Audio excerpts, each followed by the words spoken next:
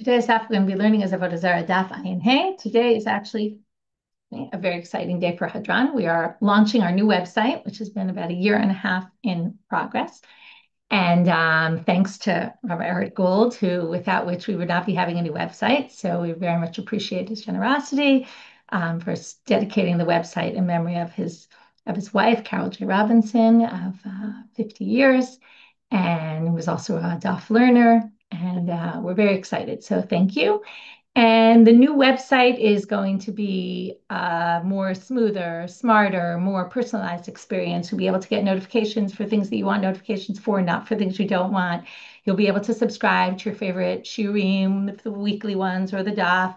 You'll be able to do all sorts of different elements, track your progress. It's designed more it's not just daf Yomi. We have lots of other different things on the site that one can do. You can learn a masechet at your own pace. Will be a much smoother process. You'll go back on the site. They'll tell you what daf you're up to. So we're very excited that it's likely the site's going to be down for perhaps an hour or two this morning around 10 o'clock Israel time. So be prepared. If you can't get in, don't worry. It'll be back on track soon. And we'd love to get feedback. What's good, what's working, what's not working. Obviously, there's going to be bugs because that's just what happens. So please get back to us, write to us at info@hadran.org.il with comments, feedback, positive, negative issues. So it's very important for us to hear from our learners about the experience. So that's number one. Number two, there's no regular class tomorrow because it's the siyum. We'll be learning the siyum. We'll be learning the daf in the evening at 7 p.m. Israel time, whatever that time is by you. Remember, take note, it's a different time than we usually do the siyum. We're doing a back-to-back, first English, then Hebrew. And anyone who, the program I've already talked about in English, if you want to join the Hebrew, particularly at the end, there's a special talk from Shira Dishon, a mother of a fallen soldier, Eitan Dishon, who's going to talk about her experience in the wake of his death of coming to learn daf Yomi, and there'll be a very special talk. So anybody wants to also join the Hebrew, feel free. The registration's on the Hebrew side of the site. You can get a Zoom link just like the English. Okay, that's all our intro for today. Today's daf. Oh, and one more thing, Horayot, we're going to be learning. Okay, and as I mentioned before, also we're having a big event at the end of Horayot. It's a 13-page masechet. Great opportunity to get someone to learn a masechet. Ending Seder Nezikin. So we're having a big siyum live in Jerusalem for anyone who's around who wants to join. It'll be in Hebrew, but you're all invited to join for those who can make it. And it'll also be Zoomed, and there'll also be an English Zoom the night before. So everything open to everyone. Okay. Today's daf is sponsored by Lisa Alone in honor of her steadfast chavrusa randame. May God grant us many more years of great learning together.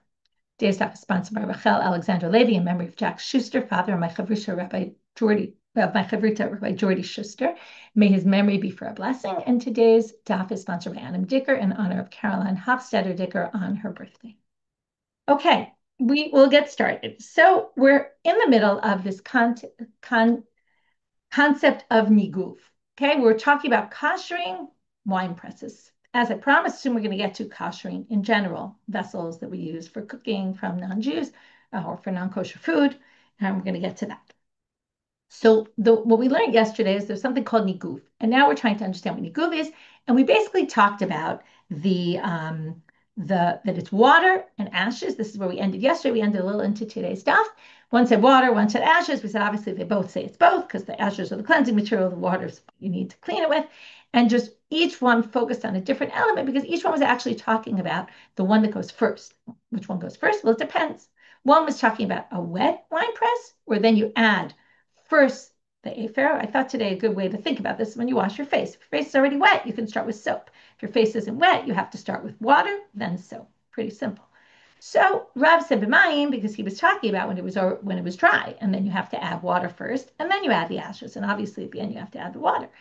And the other was talking about when it was moist, and then that was Rav Bar Chana said once it's already wet, then you add just the afer first, and then you do water. Now we're going to see a machloket between Rav and Shmuel, and the way it's going to work is we're going to have two different versions of the machloket. In one case, they really have a machloket, and in the other version, they actually don't really argue. It's just kind of semantics, how they say it. So Itmar, it was said, usually intro to a machloket between a Moraim, which is what we're going to have here. I'm on the third line of today's daf. Bei Rav Mishmei de Rav. In the Beit Midrash of Rav, they said in the name of Rav. This usually happened after Rav died. In the Beit Midrash where Rav was the teacher, right? So his Beit Midrash said, oh, this is what Rav said. Tarte tzlat. Okay, very unclear statement. 2, 3. Okay, what does that mean, 2, 3? Well, we already discussed that there were two different types. There's one that's moist already, wet to begin with, and there's one that's dry. So if it's already wet, then you only need two stages of the process. You put ashes in because it's already wet, and then you put water. 3 would be for the dry one, where you have to first add water, then ashes, then water. Okay, that's the first opinion. So it's very simple, niguv. Water, water, or just ashes, water. But Shmuel amar tlat arba'eh. Shmuel said you need 3 or 4 processes to do. Why? Because he disagrees with Rav. He says you actually need to wash it twice. And it's like the shampoo says, do this twice. It's always a big question. Was that just a marketing thing to get people to use up more shampoo, right? So repeat. So that's what he basically says, repeat. So he starts off, tlat actually starts off with the same as Rav, the dry one, the moist one, and basically do ashes, water, ashes.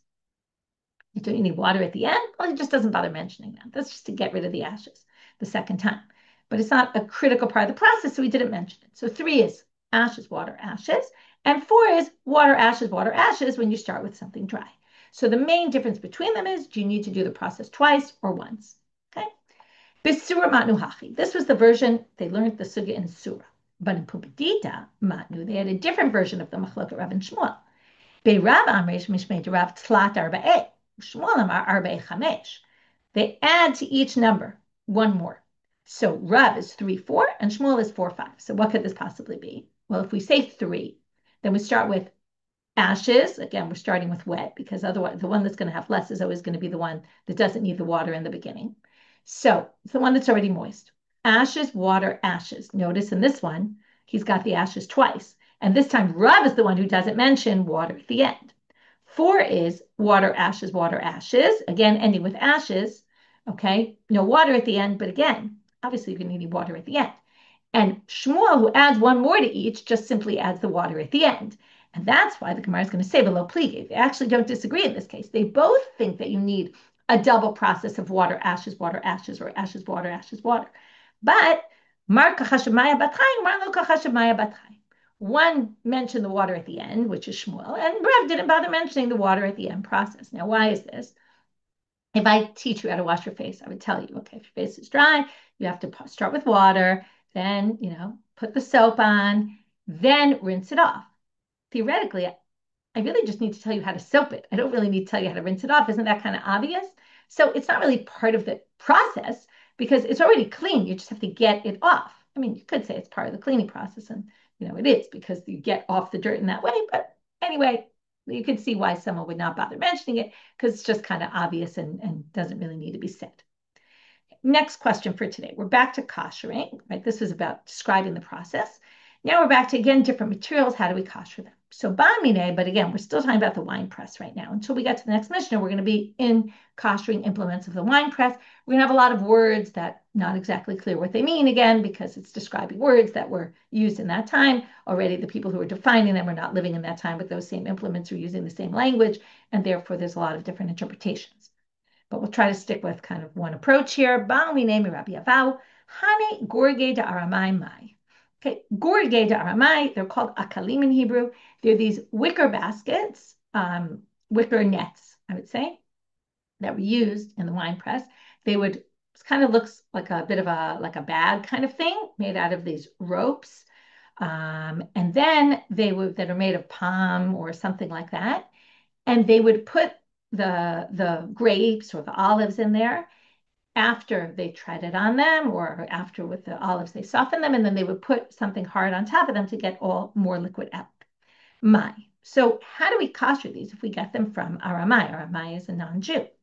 Amalahu Rabbi Avahu Tinitua. So he says we're going to learn it from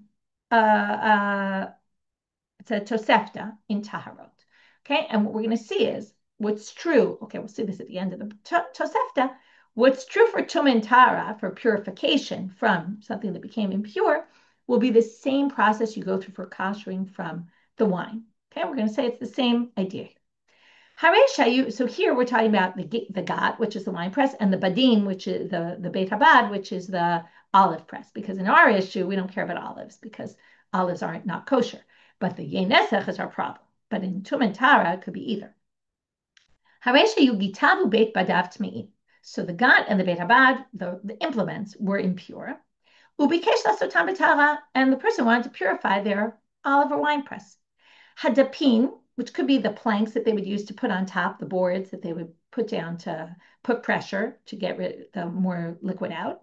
Vahadashin, which again, different interpretations. It could be the stones that they would use. If you ever made olives, you press down on them on a stone to soften them and get out to kind of crack them. So, and then once they crack, the liquid comes out better. So adashim, v'halulavin. These are the brushes, like a broom is made from lulav, basically like palm. They would make brooms out of palm fronds. So lulavin, midichan.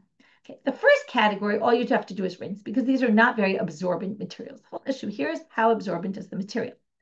V'ha'akalim shel nitzarim v'shel bitzbutz. This is our akalim, which is the gorge, which is what we were talking about, these wicker nets that are made from nitzarim or bitzbutz. Okay, bitzbutz is hemp and nitzarim are palm leaves.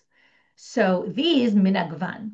Okay, the truth is it's unclear. Are nitzarim, right? I think they're palm leaves, but I guess the lulavim maybe aren't made from palm leaves then, I think, because these are made from palm leaves and they absorb more. So they need to be minagvan. Okay, they're ropes. They're basically make them into ropes. And then, so also because of that, it could be they absorb more, even if we say the previous one was also made from palm. So those minagvam, they need niguv, which is the process we talked about, the ashes and the water. So now we have our answer to our question, assuming we say the comparison, which I already told you we will. So if this is the way you purify them, it's the same thing for how to kasher them, and there's your answer, niguv. But we're continuing anyway. Vishal shifa, vishal gemi, these are bulrush and reeds, which grow near the water, and therefore the assumption is they absorb more. They're more absorbent. Miyashnan shnemasar chodesh, they have to be left to dry for 12 months. Okay, that's how you purify them. You just leave them for a long time. And the purification, I guess, it's a little weird because purification doesn't really just leave, but that's enough to basically dry out whatever was in there that was impure, and now it's done. Rabban Shimon ben Gamliel Omer, and when it comes to wine, for the kashering, it would be the same thing. Once it's dried out, it's really not there anymore. Umibad labad, Rabban Shimon ben Gamliel Omer, menichami gad lagat umibad labad. He disagrees and says you actually have to leave them from one season to the next. So from the wine press season to the next wine press season, or from the olive season to the next olive season. To which the Gemara says, Hainu Tanakama, they would take a break and the Tosefta for a minute to say, wait a minute, you're saying the same thing. Because the seasons were a year, 1 year, and then they would do it the next year. It's the same thing as saying 12 months. The difference of opinion between them is what if it was an early season 1 year and a late season the next year, okay? Then, or an early season 1 year, regular season the next year, or late and then early, or whatever it might be. Then the second opinion is going to say it goes from season to season, which could actually be more than a year. You'll have to wait. It could be less than a year. And the other person says, no, it's 12 months on the calendar. It has nothing to do with when this, by the way, reminds me a little bit of waiting between meals. How long do you have to wait? So the opinion in the Gemara is from meal to the next meal. And then from there, there's, right, get to 6 hours, and because that's what the typical meals. But, the one is really from meal to meal, or is it time on the clock, right? So let's say you eat your meal within 4 hours. Would you say, oh, that's already, I can eat dairy. So anyway, it's similar. Idea here, do you go by the calendar or do you go by the season? Rabbi Yossi Omer, right? It's actually interesting to say the season if it really has to do with time, because you would think a certain amount of time would need to elapse. But it could be they also want to make it easier for people. Let's say you were late 1 year and then you're not going to be able to use your got the next year. So, they kind of said, well, it's just like the waiting between milk and meat. It's because the meat stuff between your teeth or the taste in your mouth. When you're already close enough, it's not the biggest deal. Okay, Rabbi Yossi Omer. Rabbi Yossi suggests if you want an easier way to do it rather than waiting for so long, let's say you want to, you still want to use it this season. If you want an immediate solution, though, you can scald it with boiling water or with water that the olives were boiled in, which is also some sort of boil, they would boil the olives to soften them. And then you could take that water and throw it on, and that would kasher it. Rabban Shimon Gamliel Mishum Rabbi Yossi. That was just Rabbi Yossi's suggestion. Now Rabbi Shimon Gamliel quotes Rabbi Yossi as giving a different suggestion. You put it under a hose, basically, or a pipe, right? They didn't have hoses probably like we do, but a pipe where the water is just running, okay? So let's say, there's rain dripping out, water dripping from somewhere. So you leave it under that pipe with water streaming from, or you put it in a stream where the water is just going. If there's passing water, even though it's not hot, if the water passes over it, Vikama, for how long? Okay, there obviously has to be a certain amount of time. 1 minute probably won't do it. Onah. Onah we're going to see is a half a day. Okay, we'll talk about in a minute how we define onah. Now, the Tosefta now says,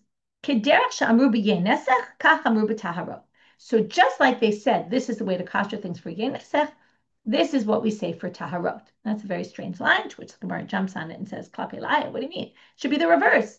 But taharot kamina, our topic of the Tosefta wasn't yenesech. Topic of our Gemara was yenesech, and we brought the Tosefta about taharot to teach us about yenesech. So now they say, oh yeah, it's a mistake. The Tosefta was talking about taharot. It wasn't saying, just like you could do this for yenesech, you can also do it for taharot. They actually said, Ela kederach shamru b'taharot, kach amru b'yenesech. So the Tosefta said, just like these are the rules for purifying things, this is also the way to kasher wine, things that we use for yenesech. This is how you would do it. Okay, and then we have our answer to our question. So we learned a lot of other things in between that we really weren't looking for. The main thing we were looking for was this line, akalim shel nitzarim v'shel bitzbutz min hagvan, they need niguv, which is the ashes in the water. That's why we brought this, and we need that last line to tell us what was true for Tum and Tara is the same for yenesech. And there we have our answer. But with that, we learned that there's different materials and different things that need different processes of kashering from the wine. Now the Gemara wants to know, kama onah. As I told you, we get back to this. How long is an onah? And you might know this term from nida issues. If not, we're going to get there soon. And we'll learn about what an onah is and what the relevance is for nida. But Amar Rabbi Chia bar Abba, Amar Rabbi Yochanan, o yom o laila. Either a day or a night. Okay, so it's a half-day period. Rabbi Chana She'ina, v'amrila Rabbi Chana Bal She'ina, okay, a little debate what his name was. Amar Rabbi Bar Chana, Amar Rabbi Yochanan, he quoted Rabbi Chana, who said the name of Rabbi Yochanan, chetzi yom v'chetzi laila, half a day and half a night. Okay, so let's talk about this machloket. Amar Rav Shmuel bar Yitzchak v'lo pligi, another one. Oh, they don't really argue. They're just saying different things, but they're saying the same thing in different ways. Habit kufa nisan v'tishrei, habit kufa tamuz v'tevet. We all know that days and night change within the year, right? There's certain times in Nisan and Tishrei, that's when everything's basically even, and you're going to have the same amount of hours during the day and the night. So the one who said day and night was talking about when the days are even. The one who said 12 hours, half day, half night, is basically saying 12 hours, and that's because that's in a day when the day and night is not half, each one, right? One is longer, one is shorter, right? Whether it's the summer or the winter, and therefore said half day, half night. If you take half the day and half the night, no matter how long the day is, no matter how long the night is, you're going to get to 12 hours. So they basically both think it's 12 hours. They just said it in a different way. So as opposed to the previous machloket with the year or next season, where we actually said that's different amounts, here we're actually going to say this is the same amount.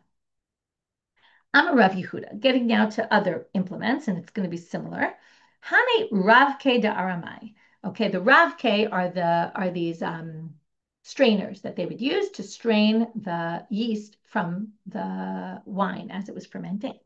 So these strainers, it depends what they're made of. Demazie, if they're made of hair, they don't absorb a lot. Midichan, you rinse them in water. Da'amra, if they're made of wool, minagvan, then they need the washing with the ashes. Dikitana, if they're made of flax, they're much more absorbent. And then miyashnan, you have to leave them for a long time. V'ika kitre, okay, miyashnan, we assume it also means that 12-month period. Ika kitre, if there's knots in them, presumably we're going back to the case of the wool, because if you leave it for a year, it doesn't really matter the knots. It's really not going to be in there anymore. If you just rinse them, and if it's hairs, very thin, we don't really have to worry about it. But if it's that middle one, the wool, and you want to do the niguv, you're going to have to take out the knots. You have to untie them before you do it. Otherwise, the wine's going to get stuck in there. Hani dikule b'chalata daramai. These are baskets and strainers of Gentiles. Dechaite b'chavle ditsuri, that are made from ropes made out of palm fronds or palm branches. Midichan, you rinse them because again, they don't absorb a lot. Titzavta minagvan, if they're made from reeds, we saw already before, they're more absorbent. You have to dry them. Again, the niguv is not drying, it's the ashes. Okay, we're at the top of Amabet now. Dikitana miyashnan, if it's flax, then you leave them for the year. That matches what we saw before. The it bekitre sharilu, and again, if they have knots in them, going back to the ones that are made of reeds, if they're knotted up and you're going to do this niguv, then you're going to need to untie the knots before you kasher them. Now we're switching a little bit topics. We mentioned before tumah and tara, and now we're going to talk about tumah and tara also, and another thing that takes place in the wine press. So it's connected in two ways. It's talking about a wine press. It's talking about some topic we mentioned, peripherally. Doesn't really have to do so much with kashering, but it does have to do with fixing some sort of issue or what kind of issue is going to create a problem. And from here, we're going to finish this section. Itmar, Ama'aretz shoshit yado lagat, v'naga be'eshkolot. So we have a wine press. It's full of clusters of grapes. And we have an Ama'aretz who puts his hand in. Remember, Ama'aretz, there was always a concern that they were impure. We assume most Ama'aretzim are impure. They didn't keep the standard of purity like the Chaverim did. Now, they touched this cluster. Okay, you would assume just the cluster is impure. They didn't touch anything else. What's the problem? What happens in a gat? Well, there's juice in the bottom of the gat. There's liquid. Whatever's coming out of the grapes is sitting. So we have clusters of grapes sitting in a liquid.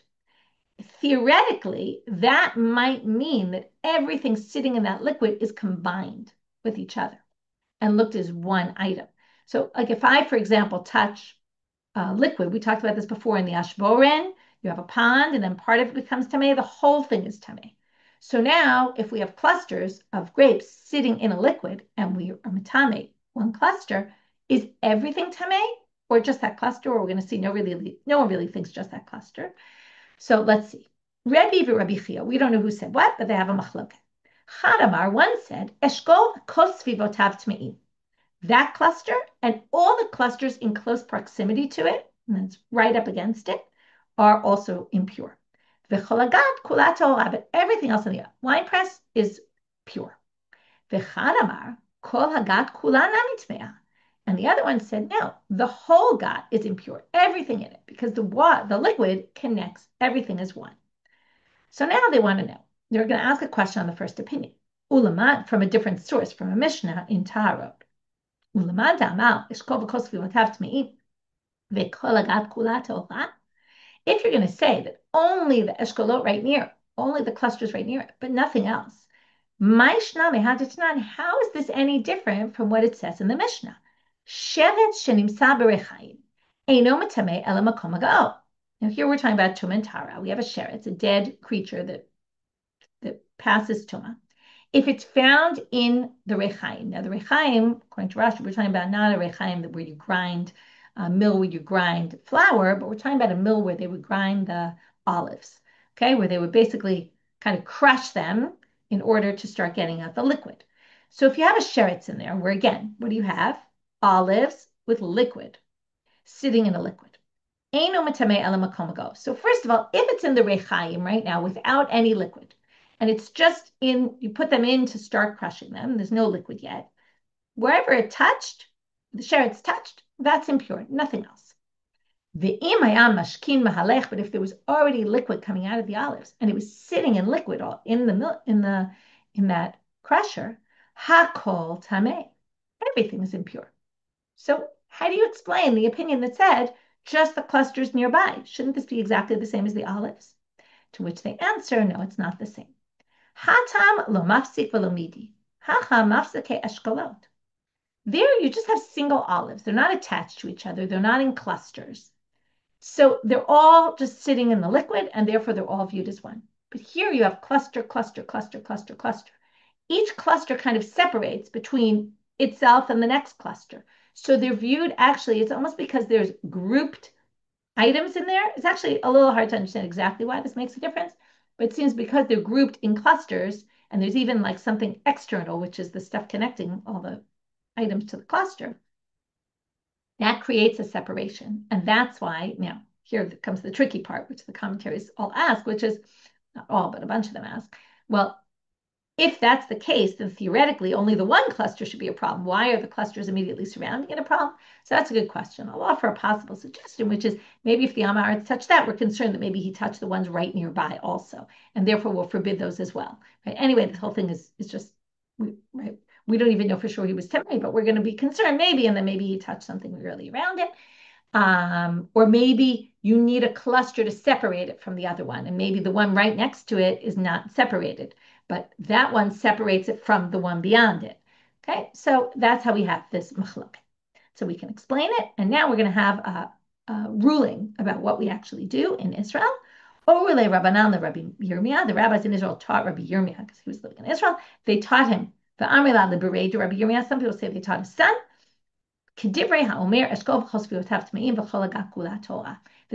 This opinion that we actually had difficulty with, in the end, that's the way they paskined in Israel. Don't know how they paskined anywhere else, but in Israel they said to Rabbi Yirmiyah, this is, or maybe to his son, this is what you should do. Only, right? Maybe he asked a question, we don't know, but maybe it was a case that happened.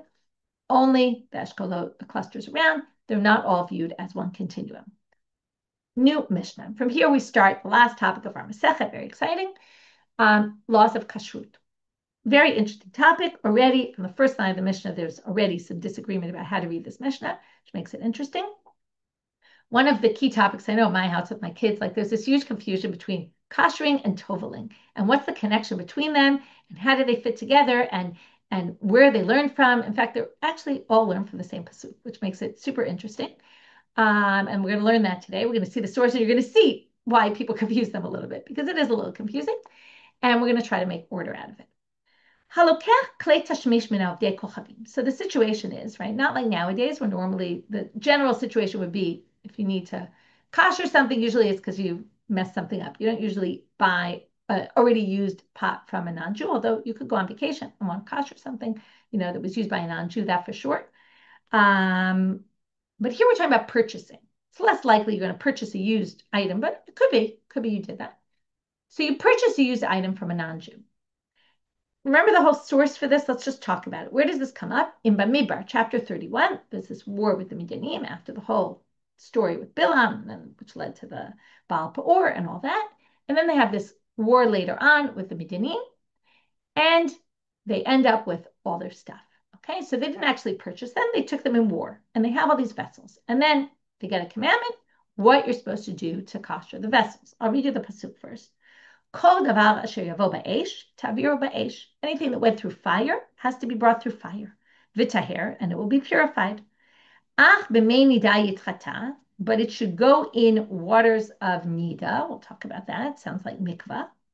And if it didn't come in direct contact with fire, ta'aviru b'mayim, meaning if you cooked water in it, boiled water in it, then it should be boiled in water. Right? This is how you kasher. Kibol-o, kach polto. The same way it absorbed, that's how it spits out. So if it absorbed it through cooking something in water, then it goes out that way. If it was with direct fire, it goes out with direct fire. Now, it doesn't mention what if it was never used for anything hot at all. So there's two ways to read this first line of the Mishnah. The Mishnah talks about three situations. The pasuk talked about two situations: fire, water. The Mishnah is going to go like this. If you buy a kli tashmish from an ovei kochavim, et shedarko lahatbil yatbil. If its general way is to put it, is to tovel it, then you tovel it. Okay, what does this mean? Are we talking about toveling in a mikvah? Are we talking about rinsing it? The simple reading of the Mishnah, you'll see why in a minute, is if it wasn't used for hot and it was used for cold, then all you have to do is rinse it. Now, it's a little weird to use the language of tefillah by rinsing, which is why some of the commentaries say, no, what they mean is if it was used for cold and you don't really need to kasher it, of course you need to rinse it. Like that, we don't even need to say that's obvious. I mean, just in case it had something left on it. But you just need to rinse it, and then you need to tovel it. Now, the only thing it needs is toveling, because it doesn't need kashering, but it does need toveling. Toveling is a separate thing. But most people think the simple reading of this Mishnah is not talking about toveling at all. And it uses the word ladbil as to dunk it in water, which means rinse it. Okay? And that there's three kinds of kidding. one that wasn't used for heat, one that was used with water, one that was used with fire, and we're going to go through the list right now. So let's just go with the simple reading that it doesn't really make a difference because in the end you need tefillah also, but it could mean, right? If it was used in cold, then you just rinse it in cold water. Lahagil, if it was used for hot, boiling water in it, yagil, then you boil water in it, right? You boil the pot in hot water, right? That means if you have a small pot, you put it in a bigger pot, right? Whatever it is, you put it in something bigger. We'll talk about tomorrow. What if it's too big and it doesn't fit in another pot? How do you kasher it? That will come up tomorrow. Because tomorrow will be more kashering. Today we're actually going to end up dealing in most of the sugya about the mikveh issue. Toveling. Lilabein ba'or, yilabein ba'or. And if it was used with direct fire, then you put it under direct fire. And therefore, hashapud of ha'askala. These are two things. This is like a spit that goes directly on the fire, and the askala is some sort of rack that they would grill things on. Milabnan be'or. They come in direct contact with fire. You're going to have to put direct fire on them. And then they add this thing about a sakin, which we'll talk about tomorrow, a knife. Shafa v'hitohora. You polish it, kind of like sand it down a little, polish it, and that's how you fix the knife. Okay, we'll get to the knife tomorrow. So now the Gemara starts off assuming, okay, we don't know. Maybe the Mishnah was talking about tefillah and it was basically saying, well, if it doesn't need any other kind of kashering, you at least have to tovel it. Or maybe it wasn't. Maybe it was really not talking about toveling at all. But comes a braita about our Mishnah and says, Tana v'kulan tzrichin tefillah b'arba'im se'ah. By the way, besides kashering, they also need toveling. Okay, don't forget about that element. Like the Mishnah was talking about kashering, but there's also an element that they have to go in a mikvah that has at least 40 se'ah of water. Right? Remember, we've learned this. That's the size of a mikvah, a kosher mikvah. Right? Which means you can't just put it in, dump it in a little, bowl with water. It needs a kosher halachic mikvah. Where do we get this whole mikvah thing from? And for this, we're going to see two phrases from the same pasuk. We're going to have two different drashot here from the pasuk we read before. Amar Rava, the first one is Da'amakra, Kol davar sheyavo ba'esh, taviru b'mayim v'tahel. Anything that came in fire. I'm sorry, did I say mayim? I read that wrong. Kol davar sheyavo ba'esh, taviru ba'esh. Anything that went in fire, passed through fire. V'taher, and purify it. You don't really need that word to purify it. Obviously, why are we doing this? To purify it. That word v'taher is unnecessary. It's to tell you there's another process of purification. The gethet went up in Hebrew. It's going to go up hopefully later today in English. Very short gethet on what's the reason for tefillah and different approaches in the Rishonim. It's with Shalhevet Schwartz based on Rabbanit derives Shiur, which was in Hebrew, about basically this idea of what is the purpose of tefillah b'mikvah. What are we doing in this process? And based on a machloket Rishonim, she has this theory about some different approaches to how to understand why we do tefillah. It's one of the hard things to understand, this halacha of tefillah. So it's a highly recommended shiur. It's short and recommended to listen to. In Hebrew, it was 12 minutes. So imagine it'll be pretty short in English as well. Okay, so now we have, there's some extra process of tara required, which again, the Gemara doesn't get into, and that's why I'm not going to get into it here, but there is some other reason for it. We don't really know, but it requires some other process of purification. Tani bar kapar. Here's a second source. Mitoch shene'emar b'mei nida. Okay, so right after it said v'taher, it said ach b'mei nida yitchata. Ach is a strange word. Ach just means but, as if like we're going to say like veer from where you thought we were going. That's exactly what this drasha is going to say. Mitoch shene'emar b'mei nida, because it says mei nida, like purification waters. Shomei ani, I would have thought tzarich haza'ash l'shiv shvi. If I tried to take something comparable, what would I do? Well, where else do we have some sort of purification of vessels? It's when a vessel becomes in contact with a dead body. It needs a purification. What kind of purification? You need the mechatat, the paraduma waters, the red heifer waters. And for that, you have to sprinkle on the vessel on the third day and on the seventh day, just like a person who becomes impure to a dead body. So I would have thought that's what you need to do with these vessels. Talmud lamao, ach, chilek. Ach comes to say, no, no, no. Don't think what you would have thought. It's different. Ach is always but not what you would have thought. It doesn't need 3 and 7. It just needs 1. Imke, mata mulomar b'mei nidas. And why does it say b'mei nidas? Mayim shanida tovelet bahem have omel arba'im se'ah. Mei nidas to teach you the waters that the nida goes in. What is that? A mikvah. Everybody knows the nida goes in the mikvah. That's clear from the Torah. It says so. And it doesn't say in the Torah it's 40 se'ah, but the rabbis defined that's the size of a kosher mikveh. All Shiur kli has to go in a kosher mikveh of 40 se'ah. That's the second drasha. So one is from the extra word v'taher. We learn it has to go in the mikveh, and one is from this mei nida yitchatan, or ach b'mei nida yitchatan. So now the Gemara is going to go through. Right? Sometimes we just say there's two different opinions, but they're going to combine them and say, why do we need them both? Itzdirich. Itzdirich l'michtav v'taher. Itzdirich l'michtav b'mei nida. We actually need them both. Why? Ikata v'taher hava amina v'taher koldu. Kata brachmana b'mei nida. If you had just taher, I would have thought you purify it in any way, like put it in some water.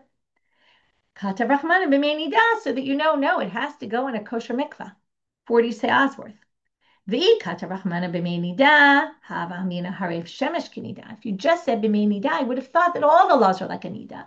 Not everything, but what's true about a nida? Now, nowadays, nidot go to the mikvah at night. That's because of another issue, because all women in nida now are suffix zava. We'll learn all that when we get to nida. But the nida, according to Torah law, goes to the mikvah on the morning of her seventh day.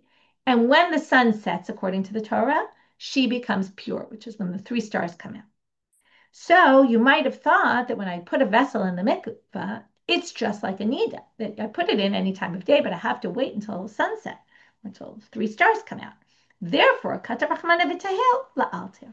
The word v'taher is additional to say it's not completely like mei nida, because v'taher, it's immediately tahor. Okay? And that's why we need both. Now, here's a funny line, because we normally think in our life, we think of tefillah kelim, when does it come up the most? You buy something in the store, you have to take it to the mikvah. So it's new vessels.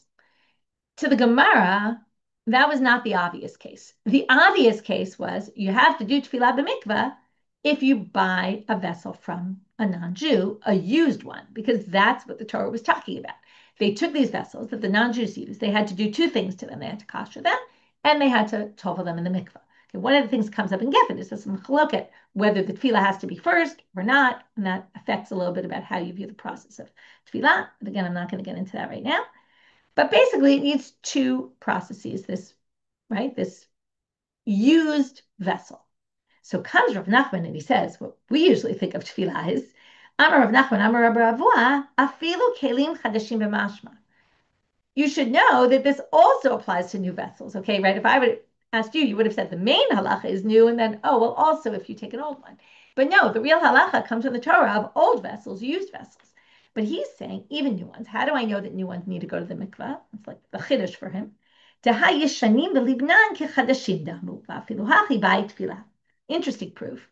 He says if you take, let's say, the spit and you kasher it, and you put it in the fire, it comes out like new, basically, because you basically burned everything off of it and turned it into something that's as if it was never used. And yet it needs tefillah. So the fact that something that was old that's like new needs tefillah, obviously something that's new would also need tefillah, because they're basically one and the same. That's what he says. He says an old one that's kashered is like it's new. And from there you can infer that also new ones need tefillah in the mikvah. He says if every new vessel, if you're saying it's this idea that even new vessels need, then anything I would buy, any vessel, like scissors, that's a zuga disarbla, scissors to cut cloth, would also need to go in the mikvah. Could you imagine? Every single thing we bought in the store would have to go in the mikvah, right? That would be crazy. No, we learn it from the parsha. The parsha, yes, it's true, it wasn't talking about new vessels, and we can learn from old vessels to new vessels, but we don't learn from old food vessels to new other vessels. So that, right, the whole topic there was things that they use for eating, and therefore it only relates to food-related items. Okay, next topic. Another thing we learn from the pasuk. The pasuk was talking about vessels that they were going to keep. So therefore, it only applies to vessels that you purchase from a non-Jew. Again, we're talking here not about kashering, we're talking about mikvah. Okay, obviously, if you borrow a vessel from a non-Jew, you're going to have to kasher it if you want to use it. But, right, and like the case that was in the Torah. In other words, okay, aval she'ulin lo. If I borrow a vessel from a non-Jew, I have to kasher it, but I don't have to tovel it, right? Like I go to an Airbnb and I kasher the dishes in the place. I don't have to go take them to the mikvah. Okay, if I buy something new there that I'm going to use in their kitchen, I need to kasher it in the mikvah. I need to tovel it in the mikvah. but I don't need to tovel all their dishes in the mikvah because I'm just borrowing them. So now we have a situation. Rabbi Yitzchak, this is actually a little off topic, and then we're going to come back to an outgrowth of this question that comes out of this. So we kind of have this other, the order's a little strange here. In fact, in my summary, I ordered it differently because it didn't make sense to break it up like this. Rabbi Yitzchak bar Yosef Zavim Mana Demarda. He bought a vessel that was made of animal dung mixed with soil, mixed with dirt, and he bought this from an Ovei Kochavim, Savar Lahatbila. He thought that he should go tovel it. Okay, what we're getting off now on the topic is what materials of vessels need toveling. So, Amar Le'ahume Rabbanan, some rabbi, for Rabbi Yaakov Shmei, his name happens to be Rabbi Yaakov, said, L'didi mefarshel eminei Rabbi Yochanan. I heard directly from Rabbi Yochanan, Klei matachot amurim b'parasha. The parsha there was talking about metal vessels. Therefore, this doesn't apply to things made out of soil and animal dung. So you actually don't have to tovel them. Amar Rav Ashi, Hane kles chuchit. So Rav Ashi says, but also you should know that glass, if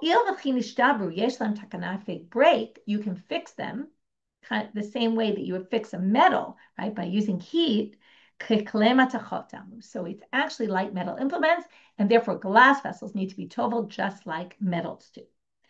Kunya, what about glazed earthenware vessels? What's clear is that earthenware vessels for sure do not need toveling. Okay, they're not mentioned in the parsha. They're not, right? If they break, they're gone. You can't weld them back together. So there's a machloket. What if they're coated with a lead-based glaze or something that's a metallic?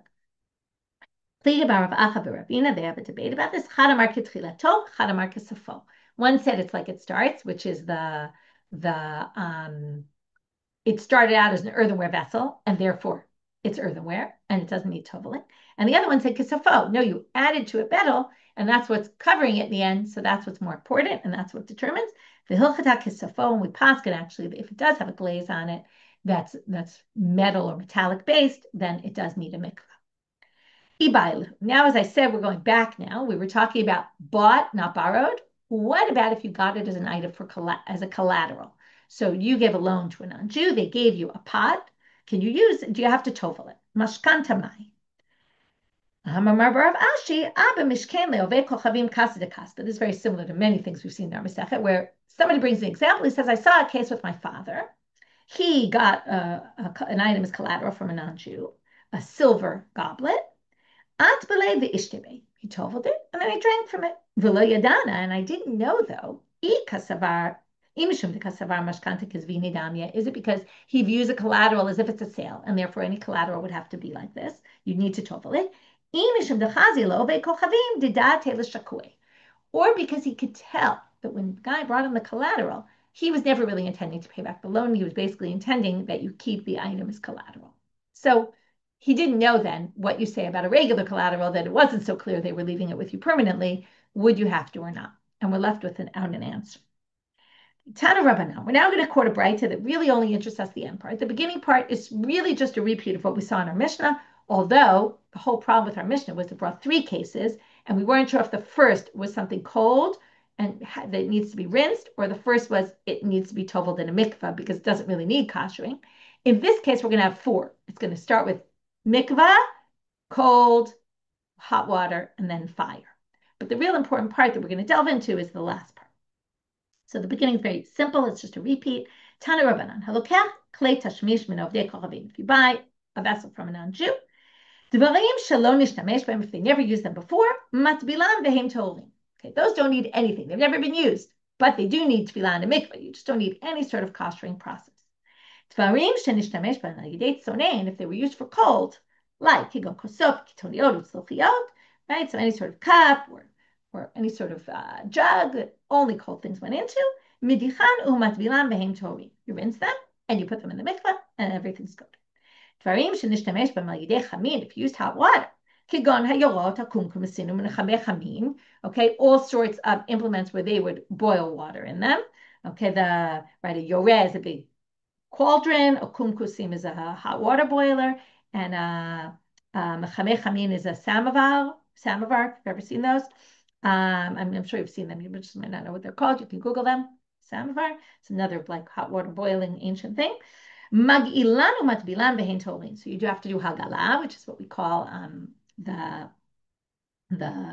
boiled water in them, dunking them in the mikveh, and they're tolin.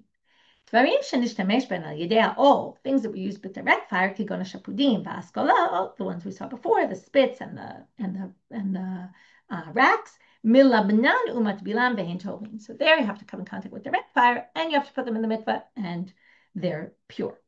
וכולן שנשתמש בהן, עד שלא יטביל ושלא יגעיל ושלא ילבן. Okay, if you use them without, now here the hadvala is a little bit tricky. Most people think it means without washing it, if it was used for cold, without doing hagala, without doing libun, those three processes. Tani chada asur v'tani idach mutar. Okay, we're going to end with the dealing with this machloket. One says it's permitted, one says it's forbidden to eat the food that came from it. So now the question is, what's the machloket here? Lo kasher, they said it's not a contradiction. It's that hakiman damar noten tam lifgam asur v'hakiman damar noten tam lifgam mutar. Going back to this machloket we saw by Rabbi Shimon and Rabbi Meir about noten tam lifgam gives bad flavor. If you bought it and you used it, presumably after 24 hours, where it always gives bad taste. So if you already cooked in it, you shouldn't have. But if you did, you can eat it. That's if you say noten tam lifgam is permitted. If you say it's forbidden, then you can't. That's Rabbi Meir. Now they're going to ask, and this is just a repeat sugya, and I'm going to go a little bit into tomorrow's daf to just finish this topic. If you